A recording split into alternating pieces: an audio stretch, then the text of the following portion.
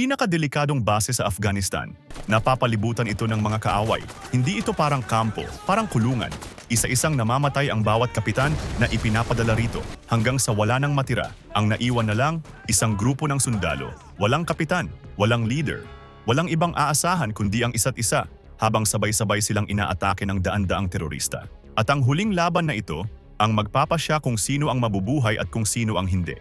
Balikan natin ang true-to-life war film na The Outpost. Ito ay hango sa totoong kwento ng Battle of Kamdesh, isa sa pinakamadugong labanan sa pagitan ng puwersang Amerikano at ng grupong Taliban.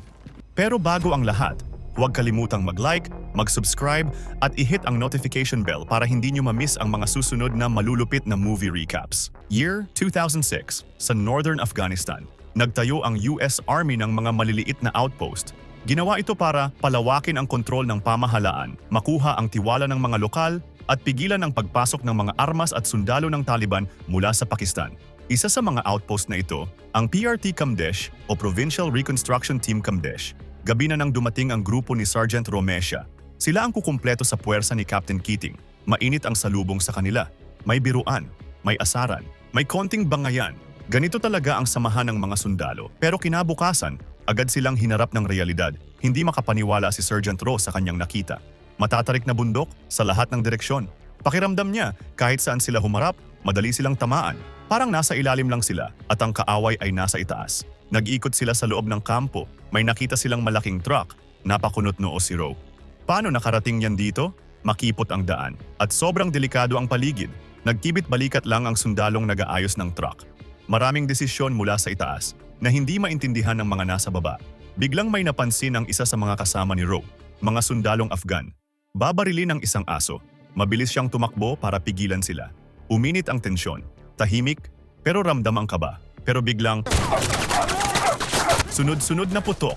Galing sa itaas ng bundok. Umuulan ng bala. Unang araw pa lang. Unang engkwentro na agad. Kumilos ang lahat. Gumanti ng putok ang mga sundalo. Pero hirap silang tamaan ang kalaban. Masyadong mataas ang pwesto ng mga ito. Parang anino lang sila sa pagitan ng mga bato. Nag-utos si Captain Keating. Gamitin ang mortar. Ito na lang ang pag-asa nila. Isang malakas na pagsabog. Tama ang target, saglit na katahimikan. Tapos, hiyawan at tuwa. Panandali ang panalo. Lumapit si Younger sa mga kasamahan. Mayabang ang lakad, pero bigla siyang sinipa ni Gallegos. Muntik na niya itong matamaan kanina sa gitna ng putukan. Ulitin mo pa yon. Ako mismo ang papatay sa'yo. Mabilis silang inawat ni Sergeant Rowe bago pa lumala ang sitwasyon. Sa kabilang banda, napagalitan si Carter dahil nakipagtalo siya sa gitna ng laban. Dati siyang Marine, naalis dahil sa mainit na ulo. Ngayon, hirap siyang makisama sa iba. Pero sa kabila nito, siya ang piniling isama ni Captain Keating sa Shura. Isang mahalagang pulong ito. Kasama ang mga matatandang leader ng lugar, iniwan ng kapitan ang lahat ng armas. Walang proteksyon. Kahit pa may patong ang ulo niya, magaling makipag-usap si Captain Keating. Nakumbinsin niya ang mga Afghan na magtiwala at makipagtulungan. May kapalit na pera at mga proyektong makakatulong sa kanilang komunidad. Dahil dito, ibinaba ng mga lokal ang kanilang armas para kay Keating. Mukhang maayos na ang lahat. Pero panandalian lang pala, isang utos ang biglang babago sa sitwasyon. Pinapabalik ang malaking truck sa base. Masikip ang daan, sabi ng isang sundalo. Muntik nang mamatay ang mga nagdala niyan dito. Pero ang utos ay utos. Kailangan sundin. Si Captain Keating mismo ang magmamaneho. Iniwan niyang in charge si Lieutenant Bunderman. Sumakay siya sa truck, kasama sina Rowe at Carter. May dalawang armored truck na nagsisilbing escort. Habang bumibiyahe, kalmado ang kapitan. Pero alam ng lahat, kahit isang maling galaw lang, babagsak sila sa bangin. Habang nag-uusap sa loob ng truck, pinayuhan ng kapitan ang dalawa. Tumawag daw sila sa kanilang mga pamilya. Pero si Carter, wala siyang tatawagan. Si Rowe naman, ayaw pa. Tatapusin muna niya ang misyon bago tumawag. Mananalo tayo. Basta makuha natin ang puso ng mga tao, positibong sabi ni Captain Keating. Bigla, may pumasok na warning sa radyo. May nakita raw na kahina-hinalang bagay sa unahan nila. Tumigil ang convoy, delikado ang pwesto. Nakausli na ang unahang gulong ng truck sa bangin. Bumaba sina Rowe at Carter para mag-check. Paglapit nila, patay na manok lang pala. Sininyasan nila ang kapitan na ligtas ang daan. Habang naghihintay, biglang nagbitaw ng insulto si Carter. Hindi ko kailangan ng kaibigan sa lugar na to, Sergeant. Hindi pwede sa Marines ang asal ng mga yan. Humarap si Rose sa kanya. Alam mo ba kung bakit walang may gusto sa'yo? Tanong niya. Dahil lagi kang naiiba at mahirap kang pagkatiwalaan. Sa gitna ng pagtatalo, may napansin si Carter sa likuran. Tumatagilid ang truck. Biglang tumakbo ang dalawa, pero huli na. Wala na silang nagawa kundi panoorin ang pagbulusok ng malaking truck sa bangin. Sakay ang kanilang kapitan. Sumabog ito ng bumagsak, nagliliyab. Tahimik ang lahat, walang luha, pero mabigat ang mga mata at dibdib. Dito pa lang, hindi nila alam na mas malala pa ang darating. Bilang pag-alala kay Captain Keating, pinalitan ng pangalan ng PRT Kamdesh. Mula noon, tinawag na ito bilang Combat Outpost Keating. Dumating ang bagong kapitan, si Captain Ilescas. Una niyang pinuntahan ang aid station. Ano ang madalas niyong ginagamot dito? Tanong niya sa mga military doctor. Mga lokal, sagot nila. Mga tinamaan ng bala. Kapag inaatake nila kami, maliit ang aid station. 2 kama lang, walang stock ng dugo. Kapag may emergency, 2 oras pa bago dumating ang medevac. Ano bang pwede kong gawin? Tanong ng bagong kapitan. Nagtinginan lang ang mga sundalo. Ipasara ang lugar na to. Mahinang sagot ng isa. Hindi pa tapos ang paglilibot ng kapitan nang bigla silang atakihin. Maikling barilan. Walang malinaw na kalaban. Pero matapos iyon, may kakaiba siyang iniutos. Magpatrol tayo sa pinanggalingan nila. At doon, sa unang pagkakataon, nakita ni Roe ang Camp Keating mula sa mata ng kalaban. Habang nagpapatrol, unti-unting nabuo ang katotohanan. Kapag umatake ang kaaway, alam na nila ang uunahin, ang mortar, ang imbakan ng bala, ang komunikasyon, at kapag tahimik na ang kampo, susugod na sila sa loob. Isang karera ito kung sino ang mauuna, sila o ang air support. At sa sandaling iyon, alam ni Roe, hindi kung aatake ang kalaban ang tanong, kundi kung kailan. Kapag walang kalaban, nakatambay ang mga sundalo, nagpapalakas, nagbibiruan, para gumaan ang loob. Pero may napansin ang isa sa kanila. Itinuro niya kay Sergeant Roe ang isang lalaki. Kinukuhanan nito ng litrato ang loob ng outpost. Nang mapansing papalapit ang mga sundalo, bigla itong tumakbo. Isang warning shot. Nadapa ang lalaki. Marahas siyang isinandal sa pader at kinapkapan. Puno ng litrato ng kampo ang cellphone niya. Napansin din ang mahal na relo sa kanyang pulso. Regalo ba yan ng Taliban? Galit na tanong ng mga sundalo. Pero hindi raw. Ang paliwanag niya, binayaran siya ng matatandang leader ng lugar. Dahil dito, muling nagpatawag ng syura si Captain Ilescas. Pero kapansin-pansin, mas kaunti na ang dumalo. Isa sa kanila, ang ama ng lalaking nahuli. Hindi ninyo tinupad ang pangako ni Captain Keating, giit ng mga leader. Hindi ninyo kami binayaran. At ngayon, kinukuha ninyo ang anak namin. Tahimik na inilabas ni Ilescas ang makapal na sobre ng pera. Para raw sa paaralan, malinis na tubig at kuryente ng kanilang lugar. Pero malinaw ang sinabi niya, hindi niya ito ibibigay hanggang hindi sila nakikipagtulungan. Patuloy siyang nangumbinsi, gamit ang papuri, matatamis na salita at mga pangako. Samantala, dumating ang isang kaalyado mula sa Afghan Army. May dala siyang masamang balita. Galing ako sa village, sir, sabi ni Mohammed. Hindi sila natuwa sa syura. Paparating na ang Taliban. Napatawa lang ang 2 sundalong kausap niya. Linggo-linggo na raw itong babala ni Mohammed, kaya wala nang seryosong nakikinig. Sa tingin mo seryoso siya? Tanong ng isa ng makaalis ang Afghan. Kapag tumatakbo na siya at nagtatago, sagot ng isa pa. Doon siya seryoso. Sa sumunod na patrol, kasama na si Captain Ilescas. Naglalakad sila sa tabi ng ilog.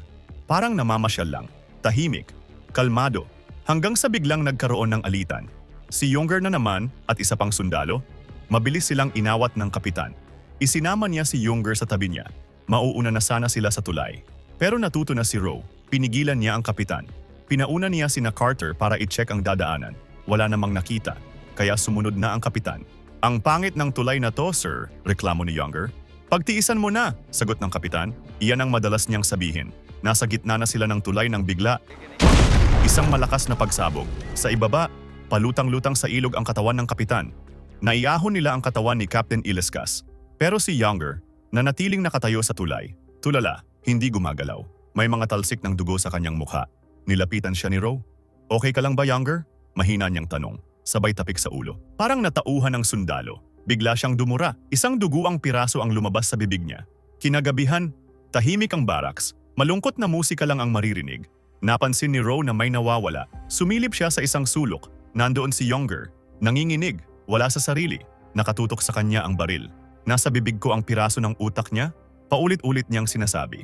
Bigla na lang siya sumabog. Nagsasalita habang nakatingin sa kawalan. Dahan-dahang lumapit si Roe. Pinakalma niya ang sundalo. Hindi ako mabuting sundalo, Sergeant. Umiiyak na sabi ni Younger. Hindi totoo yan, mahinahon na sagot ni Roe. Mabuti kang sundalo. Maingat na inalis ni Roe ang bala sa baril. Naiintindihan kita, dagdag niya. Naranasan ko na rin yan nung nasa Iraq ako. Huminga siya ng malalim. Pero kailangan mong magpasya kung kaya mo pang magpatuloy o kung kailangan mo nang umuwi. Umiiyak si Younger. Maya-maya, dumating si Lieutenant Bunderman. Inutusan niya si Rowe na dalhin si Younger sa aid station. Doon na rin napagdesisyonan, pauuwiin na si Younger. Pinasakay nila si Younger sa helicopter. Kasabay nito ang katawan ni Captain Ilescas. At bilang kapalit, bumaba ang bagong kapitan, si Captain Broward. May bagong orders, anunsyo niya. Isasara na ang outpost na ito pagdating ng Hulyo. Iyan na ang pagtuunan ninyo. Pero wala ni isang natuwa sa balita dahil alam nilang hindi pa tapos ang laban. Kinabukasan, may inabot ang isang lieutenant kay Captain Broward, isang voter's ID. Natagpuan namin ito malapit sa tulay kung saan inatake si Captain Ilescas, sir. Paliwanag ng sundalo. Malamang nahulog ito sa pumatay sa kapitan namin, dagdag ni Rowe. Gusto ni Rowe na magsagawa agad ng paghahanap sa buong village. Pero tumanggi ang bagong kapitan. May naka-assign na sa investigasyon, sabi ni Broward. Pero bago pa sila makarating, malamang nakatakas na ang suspect, sir, sagot ni Rowe. Hindi pa rin pumayag si Broward. Mas pinili niyang sundin ang bawat utos ng kanilang colonel. Sa bawat barilan, hindi bala ang unang problema, kundi ang utos. Habang pinaputukan na sila ng kalaban, kailangan pang patunayan ni Rowe na may target nga. Habang lumilipas ang oras, nauubos din ang pasensya. At sa bawat segundo ng pag-aalinlangan, mas lalong nalalagay sa panganib ang buong kampo. Sunod-sunod ang dahilan ni Broward. Sabi niya, natatakot daw ang mga tao, nagsasayang daw sila ng bala at ayaw niyang kinakausap ng ganoon ang isang kapitan. Pero mas masama pa ang balita. Ayon sa bagong ulat, ayaw pa silang paalisin ng presidente ng Afghanistan. Hindi pa raw tapos ang eleksyon. Ibig sabihin, posibleng sa Oktubre pa maisara ang outpost. At para kay Rowe, malinaw ang isang bagay. Mas lalo pa silang nalalagay sa peligro. Sa cafeteria, si Carter ang naglakas loob magsalita. Lumapit siya kay Lieutenant Bunderman at marahang nagbulong. Nag-aalala ang lahat sa bagong kapitan, sir, sabi ni Carter. Parang hindi niya alam ang ginagawa niya. Halatang takot siya, hindi halos lumalabas. Kahit umihi, sa bote lang. At ako ang inuutusang magtapon araw-araw. Broward Duwag ang tawag sa kanya ng mga sundalo. Pinaupo siya ni Bunderman. Bilang isang opisyal, hindi niya nagustuhan ang sinasabi ni Carter. Alam din ni Bunderman na marami nang pinagdaanan si Broward sa Iraq. Sa kabila ng lahat, narito pa rin siya, sabi ng lieutenant. Kaya makikinig tayo sa kanya, Carter. Lalong tumindi ang mga sagupaan sa outpost. Dati, kampante na sila tuwing gabi. Pero ngayon, may mga mortar na gumuguhit sa madilim na langit at hindi iyon galing sa kanila, galing iyon sa kalaban. Narinig nila ang utos ni Broward sa radyo, pero mali ang coordinates na binanggit niya. Isang sundalo ang naglakas loob sumita. Takot na siya, inis na bulong nito. Kinabukasan, nag-utos ang kapitan na i-check ang mga supply. Walang makaintindi kung paano nagkaroon ng night vision at mortar ang Taliban. Habang abala ang lahat, sa gate ng kampo, may naghihintay na mga lokal. At ramdam ng mga sundalo, may hindi tama. Pinatay ninyo ang anak niya, bintang ng isang matandang lalaki. Nakaakbay siya sa isang mas batang lalaki. Kagabi, sa mortar attack, dagdag pa niya. Bilang patunay, inangat niya ang tabing ng kariton. Lumantad ang bangkay ng isang babae. Umaalingasaw na. May isang sundalo na bumulong kay Broward. Sir, hindi natin yan gawa. Ilang araw na siyang patay, paliwanag niya. Pero hindi pumalag si Broward. Magbibigay ang pamahalaan ng Amerika ng condolence fee, 3,500, kalmado niyang sabi. Umalma ang isang sundalo. Alam niyang ang mga lokal mismo ang pumatay sa babae para lang makahingi ng pera. Biglang nagsalita ang matanda. Alam naming paalis na kayo, sabi niya. Kaya bayaran niyo na kami ngayon. Nagulat ang kapitan. Sinubukan niyang tumanggi. Hindi dapat nalalaman ng mga tao ang balitang iyon. Biglang tumahol ng malakas ang isang aso. Ito ang asong sinagip at inampon ng isang sundalo noong unang araw ni na Sergeant Rowe. Biglang paliwanag ni Mohammed, ang nagsisilbing translator. Kinagat daw siya ng aso. Malaking kahihiyan yan sa kultura namin. Lumapit si Broward. Walang sabi-sabi, binunot niya ang baril at pinaputukan ng aso. Napamura ng malakas ang amo ng aso. Mga sundalo tayo sa Afghanistan, malamig na sabi ng kapitan. Hindi ito dog park. Inutusan niya si Bunderman na bayaran ang mga lalaki at paalisin na sila. Tahimik ang paligid. At sa mga mata ng mga sundalo, mas lalo nilang naramdaman, hindi lang ang kalaban ang nagiging problema, kundi ang mga desisyong ginawa sa loob ng kampo. Ito na pala ang huling utos ni Captain Broward sa kanila. Nagkakatuwaan sina Rowe kasama ang ibang sundalo nang bigla siyang pumasok sa silid. Agad tumuwid ang tindig ng lahat. Na-relieve na ako sa duty, anunsyo ng kapitan. Aalis na ako. Papalit si Captain Portis makalipas ang ilang linggo. Isasara ang Camp Keating sa October 6. Hinarap niya si Lieutenant Bunderman. Ikaw na ang in charge, Lieutenant. Nagpaalam siya at tuluyan nang umalis. Agad nagsalita si Bunderman. Hindi ito pwedeng malaman ng Taliban, mariin niyang utos. Walang magsasalita, kahit kanino, kahit saan. Seryoso ang kanyang tono. Ibig sabihin, makakauwi na sila. Lumipas ang mga araw. Unti-unting nabubuhayan ng loob ang mga sundalo. Mas madalas na ang pagtawag sa pamilya. Mas madalas na ang mga ngiti. Kaunti na lang sana. Pero pagdating ng October 3, 3 araw bago ang pagsasara ng outpost, nangyari ang kinatatakutan ng lahat. Binasag ni Mohammed ang katahimikan ng umaga. Wala nang tao sa mga village, sigaw niya. Narito na ang Taliban. Daan-daan, papunta sa atin. Taranta siyang tumakbo at nagtago sa banyo. 2 beses na niyang sinabi yan noong 1 linggo, natatawang sabi ng isang sundalo.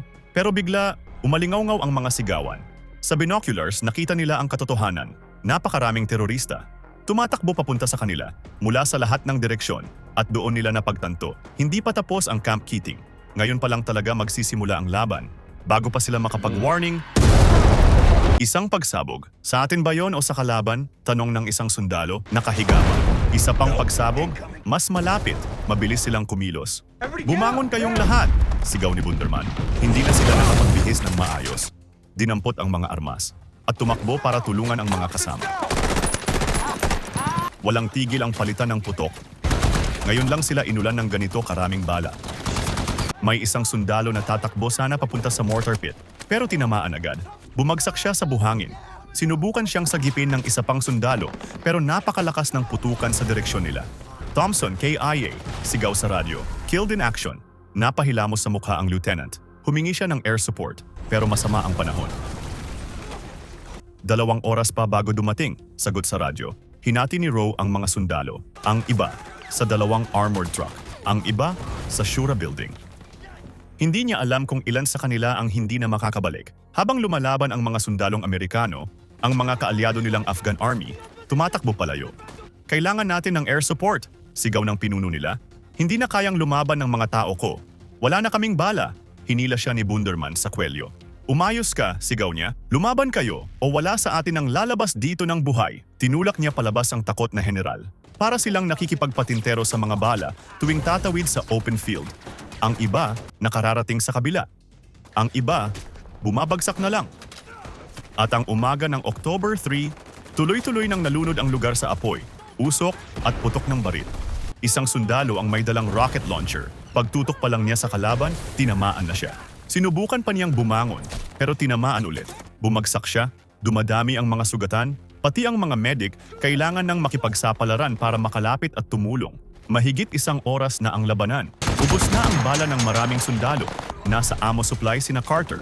Nagkakagulo kung sino ang uunahin, kung sino ang ililigtas. Tinamaan ng Taliban ang baril ng isang armored truck. Wala nang magawa ang sundalo sa taas.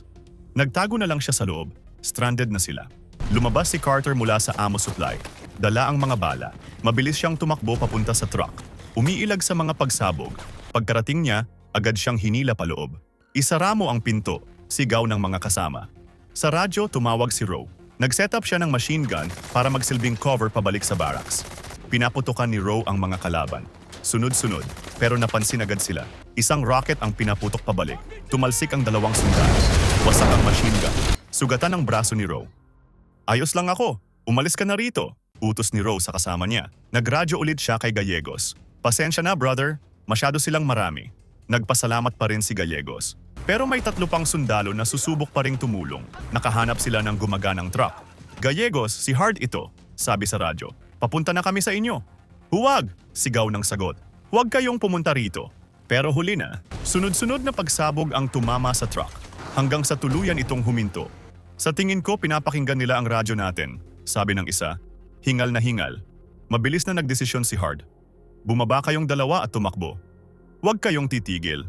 Ako ang magko-cover sa inyo. Agad sumunod ang 2, pero isa lang ang nakaligtas. Dire-diretso siyang tumakbo papunta kina Rowe, dala ang balitang masama. Biglang may narinig silang tawanan. Di kalayuan, mga Taliban. Mayabang na naglalakad sa loob ng outpost. Inaakalang panalo na sila sa laban. Galit na pinagbabaril ni Rowe ang mga Taliban. Biglang nagsalita si Bunderman sa radyo. Naririnig tayo ng kalaban. Umatras kayong lahat dito. Nagliyab sa galit ang mga mata ni Rowe. Hindi pwede. Bulong niya, at bigla siyang tumakbo pasulong. Tumawag kay Bunderman ang bagong kapitan. Paparating pa lang ito kasama ang mga backup. Muling binaling ng lieutenant ang atensyon niya sa pagpapaatras ng mga sundalo. Pero naroon na agad si Rowe. Humarang siya. Hindi tayo pwedeng umatras. May mga kasamahan tayong na-stranded sa labas. Kailangan nating bawiin ang kampo, matatag niyang sabi. At sa sandaling iyon, naging malinaw ang lahat, hindi na lang ito tungkol sa pag-survive. Ito ay tungkol sa paglaban hanggang dulo. Ayaw pumayag ng iba. Wala na silang sapat na kagamitan. Pero may plano si Rowe. Magsisimula sila sa Amos Supply. Pagkatapos, babawiin nila ang front gate para wala nang makapasok na kalaban. Desperado na si Rowe. Nyanig ng mga pagsabog ang buong paligid. Tuluyan nang nasira ang generator. Lieutenant, sabi ni Rowe, hayaan mo akong gawin ito. Saglit na nag-isip si Bunderman. Pagkatapos, pumayag siya, pero may kondisyon. Kailangan nilang magpalit ng radio network para hindi marinig ng kalaban. Kapag ginawa nila yon, mawawalan sila ng contact sa armored truck. Pero iyon na lang ang tanging paraan. Nagpunta si Rowe sa barracks. Malakas ang boses niya. Kailangan ko ng volunteers. Babawiin natin ang outpost. Sa kabila ng panganib, marami ang tumayo, walang tanong, walang reklamo, handa silang sumama. Samantala, sa armored truck, walang ideya ang 5 sundalo kung ano na ang nangyayari sa labas. Hindi nila alam kung buhay pa ba ang mga kasama nila. Tahimik lang sila, naghihintay. Sa huli, nagkasundo sila na lalabas, pero hindi nila inasahan ang kanilang makikita. Napakaraming kalaban. At napakalapit na nila. At doon nagsimula ang pinakadelikadong desisyon ng buong labanan. Biglang may humila kay Carter, pabalik sa loob ng truck. Paglingon niya, 2 na lang sila sa loob. Sa di kalayuan, may nakita siyang kasamahan, si Mace. Gumagapang papunta sa kanila. Duguan. Humihingi ng tulong. Magtago ka sa bato, pupuntahan ka namin. Pero hindi sila makalabas. Sinubukan siyang pakalmahin ng kasama niya. Mauubos ang dugo niya, tarantang sagot ni Carter. Samantala, patuloy ang pagsugod ni Rowe. Maingat, pero tuloy-tuloy. Unti-unti nilang nababawi ang kampo. Mas kabisado nila ang lugar kaysa sa mga kalaban.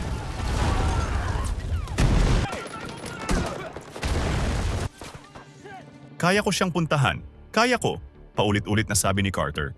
Namumuo ang luha sa kanyang mga mata. Walang tigil ang kanyang pakiusap.